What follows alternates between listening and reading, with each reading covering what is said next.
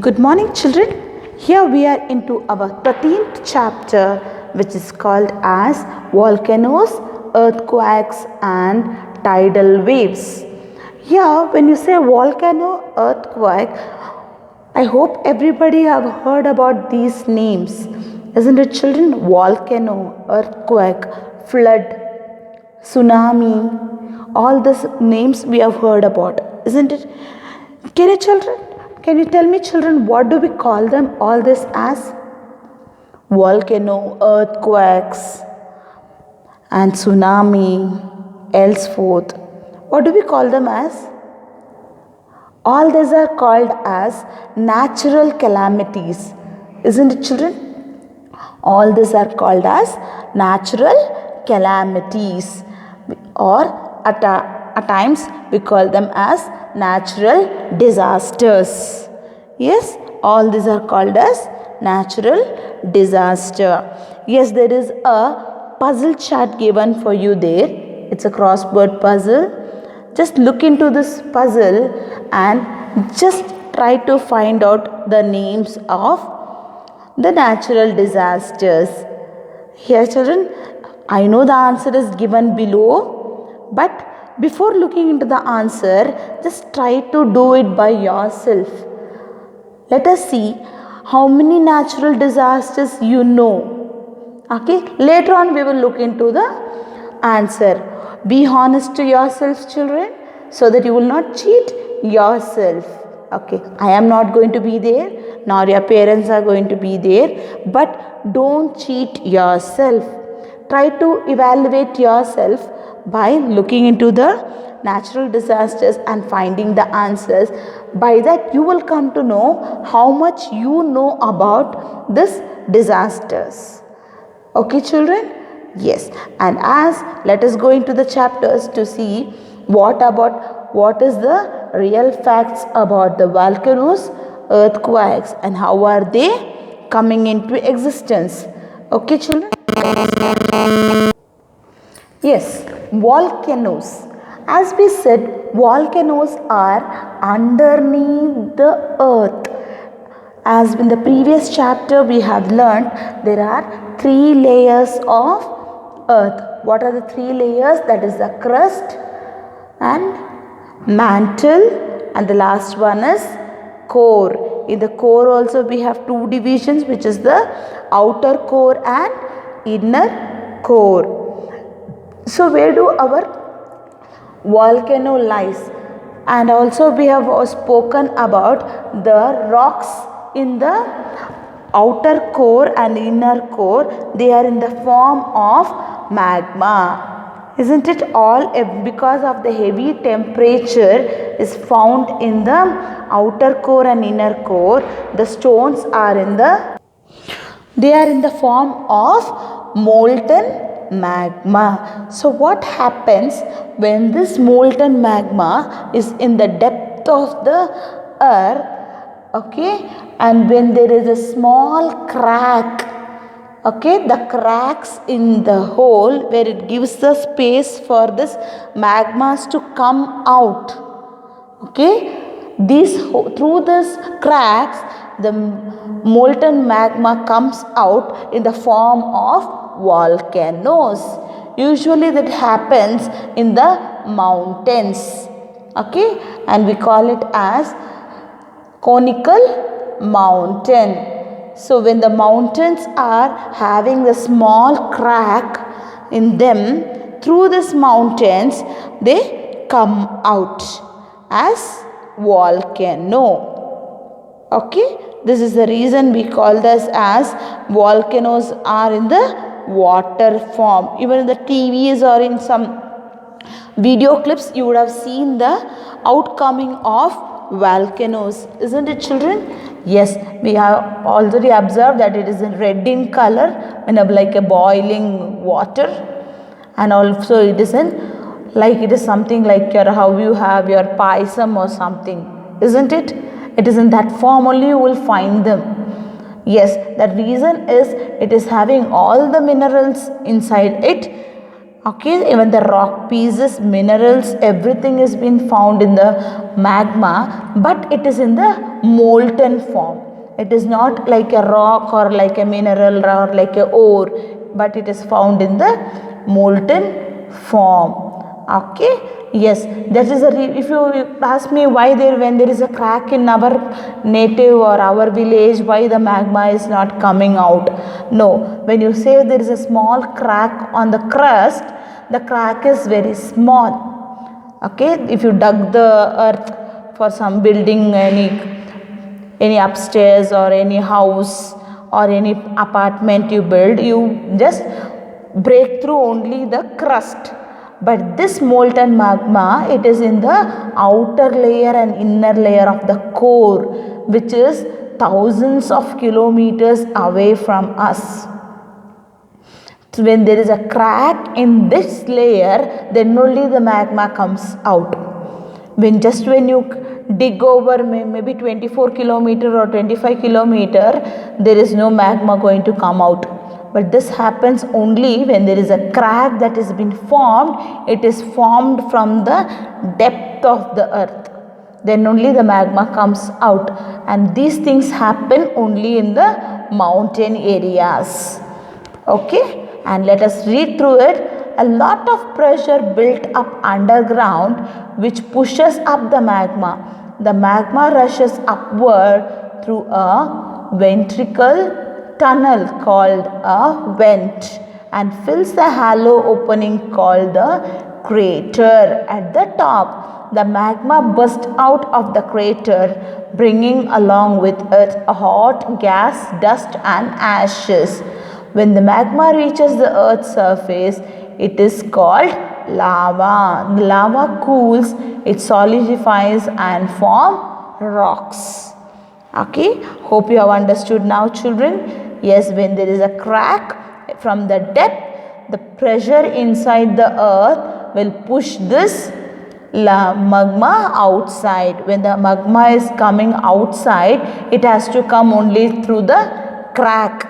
This crack, as it comes out, when it is coming out, first have you seen, no, whenever you push something, first the gas come out. Yes, no? Even in a syringe or when you are pushing it from the back side, front what comes out first? Yes, it is a gas coming out. Here also the dust and the gas come out first. Following that, the hot molten magma comes out. As it comes out, it is being called as the lava of the volcano. And as after coming out of the lava, it takes many years to cool out. As it cools up, it is being converted into rocks. Is it clear? And here is a small picture which shows you about the magma, how the magma is coming out from the volcano. Yes, according to frequency of eruption, volcanoes are of three types. It is active volcano, dormant volcano and extinct volcano. Yes, children, here there are three types of volcanoes. So when you say active volcano means always there will be a volcanic eruption. We don't know when there is going to be volcano coming out. Nobody can predict. Always it will be coming out. Once in 1 year or once in 2 years, once in 3 years or once in 6 months. We cannot predict when the eruption will be taking place. So those type of volcanoes are called as the active volcanoes. So active volcanoes are those that may erupt at any time or have erupted in the recent past. Many active volcanoes are found around the Pacific Ocean, giving rise to the name Pacific Ring of Fire. So around the Pacific Ocean there are active volcanoes more, and this particular area is called as Pacific Ring of Fire. Okay, here look into the Fact files, children. A barren land is an active volcano in Andaman Island. It is reported to have first eruption in 1787. The island has seen many eruptions since then. So even in India also there is an active volcano. Where is that active volcano? It is in Andaman and Nicobar Island. So there is a place. Usually what happens when there is an volcanic eruption area? Do people live over there? They cannot, isn't it? When there is a hot and very severe lava is coming out from the mountain, who can sustain there?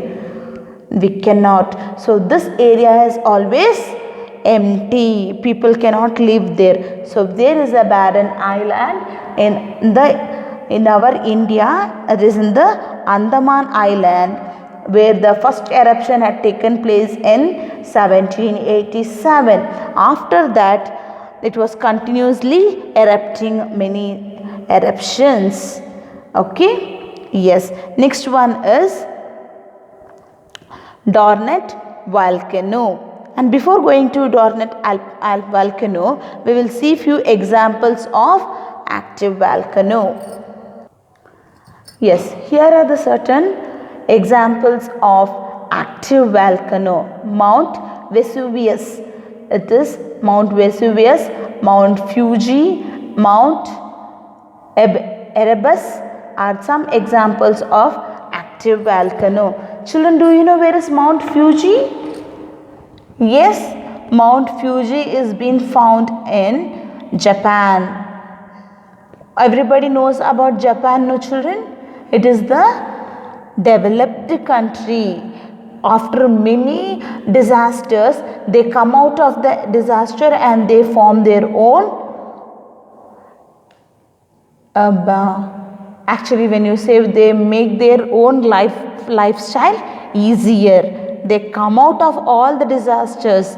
They are always attacked by earthquake, volcanic eruptions, and also there was a bomb blast also, we know about that, right? Hiroshima and Nagasaki. Yes, after all these disasters, they often get attacked to the disaster, but after all the affection, they come back with the new story of their lifestyle. Yes, so there is an active volcano also present in Japan, that is Mount Fuji. Now, dormant volcano.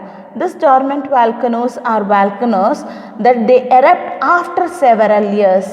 Maybe we can give some time limitation. If this has come this year, means after 7-8 years it will come. Till then no problem. We can predict them.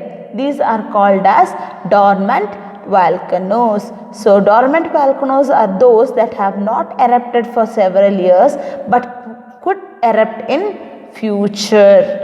So there is once in a while they erupt. We can give some timing for the dormant volcanoes. So this have already erupted once. This may erupt after some times, but we don't know exactly when it is going to erupt. But it is not active. Always, even now and then it does not erupt. Okay. So one example of that is again found in our Andaman and Nicobar Island. Nicobar in the Andaman Island and Mount Kilimanjaro in Tanzania are the example of dormant volcano. Okay. And the last one is extinct volcano. Extinct volcanoes are volcanoes that have already one eruption is over, but it will not erupt in future. Okay, once it is already over, but no more there is going to be eruptions. So extinct volcanoes, that means it is already extinct, it is over. So those volcanoes are called as extinct volcanoes. The examples of extinct volcanoes are, here you get them.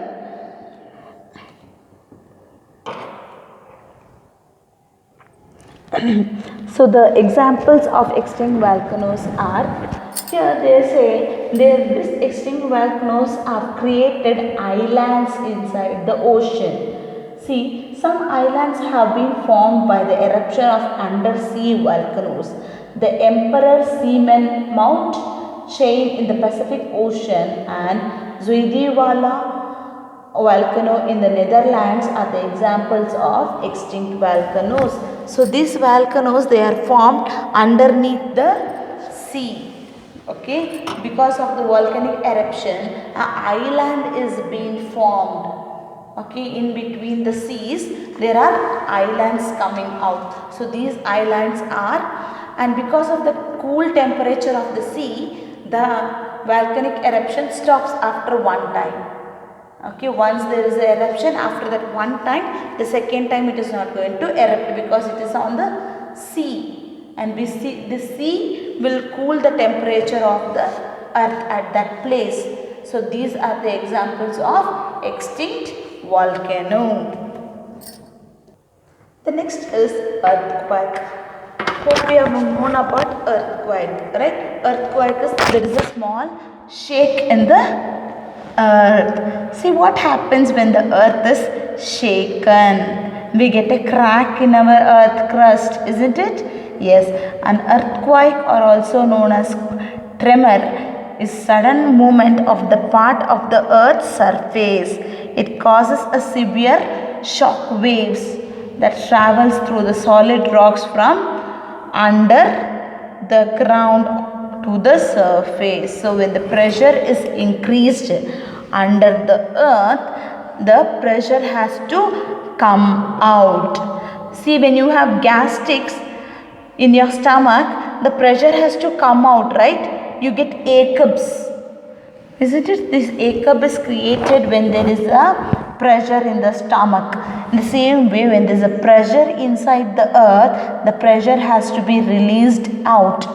So through the release of this pressure, where there is a crack in the earth crust, through that crack, the pressure comes out. The pressure inside our body is less when it is compared to the pressure of the earth. When imagine the whole earth has to release its pressure out, the pressure released will be enormous. So when this pressure is being released, it creates a earthquake. The point under the ground where the earthquake begins is called the focus. Okay, just underline this line, children. The point under the ground where the earth begins is called focus, and the corresponding spot on the surface of the earth is called the epicenter. Okay, through the epicenter only the earthquake releases its pressure out. During the Gujarat earthquake of 2001, Bhuj was the epicenter. After the first big quake, small quakes or tremors may continue to occur. This is called aftershock. So what happens once the earthquake has happened, we cannot predict whether the area is safe or not, because once the big crack has happened, when you close the patch from the top, but still there will be a crack inside, isn't it? We will only close the patch of the upper layer. But what happens to the inner layer? The crack remains same. So whenever there is a pressure inside, there are chances of the pressure coming out from the same point again. Isn't it? Yes, that is the reason where they say when there is once a crack, that is, we cannot predict whether the place is being often coming with tremors or not. So this is called as aftershock. Okay, this occurs when the rocks that have been moved out to place start falling back into the same place. In this Nepal's earthquake of 2015, aftershock were felt for many days. So once the earthquake happened in Nepal in 2015, it took many days for them to settle down because there was often a shake in the place. Okay, measuring the earthquake. Is there any apparatus that will measure the earthquakes, children? Yes, of course, that is seismograph, right? Seismograph is one of the apparatus that will detect the earthquake. So everybody is alert because of this seismograph. They detect the earthquakes, and if at all there is any earthquake going to happen, they try to at least transfer the people from that place. That doesn't mean that with the help of seismograph we can stop the earthquake. No, we cannot stop the earthquake, but in fact we can move the people from that place to other place. Is that clear?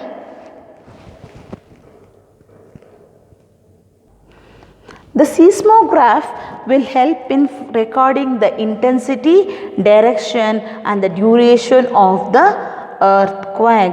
And here the intensity of the earthquake is recorded in the seismograph. And how it is recorded? It is recorded in the Richter scale. And Richard is a person who found out this Richter scale, which will help us in finding out the intensity of the earthquake. The range of this Richter scale shows that when the value is been 1, when it is detected the value as 1, we will understand that there is going to be a earthquake because of the intensity that shows 1. And also when the intensity shows 8 or more than 8, we have to understand that there is going to be a very heavy, big or massive earthquake. So this shows that intensity of the earthquake. So effects of earthquake, I need not explain at all, I hope so. After earthquake, what all could happen? The life on the earth is completely disastered, isn't it? The buildings may break and the big apartments just fall down. There is a crack on the ground. Sometimes people standing there also go inside, isn't it? The vehicles are being distracted, the trees fall down and the whole of the crust gets damaged. Isn't it, children? An earthquake, especially a strong one, always causes destruction of life and property. Buildings may develop cracks and even fall down. Roads and bridges get damaged. Trees get uprooted. Many people lose their lives too by getting trapped under the heavy slabs that have fallen, isn't it? When the buildings break, what happens? The people who are caught inside that building are also being disturbed, right? Even those who fall under the slabs of the building, even they lose their lives. And also the next is the earthquake can also occur under the sea. And when the earthquake is occurred under the sea, it extends to the upcoming of tsunami. A tsunami is being created underneath the sea when there is an earthquake. We have come across a tsunami in our India, right? In the year 2004. In the year 2004, there was a great tsunami in India, which everybody is known about it. Okay, it causes landslides and fire also. Even the earthquake can create landslide. That is like the mountains. We have seen that mountains are not falling down, right? Yes, the big mountain has been slided down to the road. We have seen this in certain videos. Yes, this also happens because of the earthquake. The last one is tidal waves and tsunami. What is this tidal waves, children? The heavy waves or the big waves that they come out due to the gravitational force acting on the water. Okay, due to the gravitational force acting on the water, tidal waves, that is the big waves, are being created. What are these? Let us see. The tidal waves is the periodic rise and fall of the sea level. It is caused by the gravitational force acting between the sun, moon and the earth. Tsunami are massive ocean waves caused by the undersea earthquakes, volcanic eruption and landslides. Okay, this happens when there is an earthquake inside the water, and there is a volcanic eruption inside the water, and also when there is a landslide that is happening inside the water. When these three happen inside the water, there is a reaction in the water, sea water. So because of that, the sea water comes out of the sea, giving a new name called as tsunami. Okay, and when the tsunami comes out, the waves are too high. They cross even the biggest building also, isn't it? Yes, we have seen in many of the videos that is coming up, and there are some movies also, right, that will show the force of the waves that is crossing the building too. Here it shows the meaning of tsunami. Tsunami is a Japanese word which means harbor wave.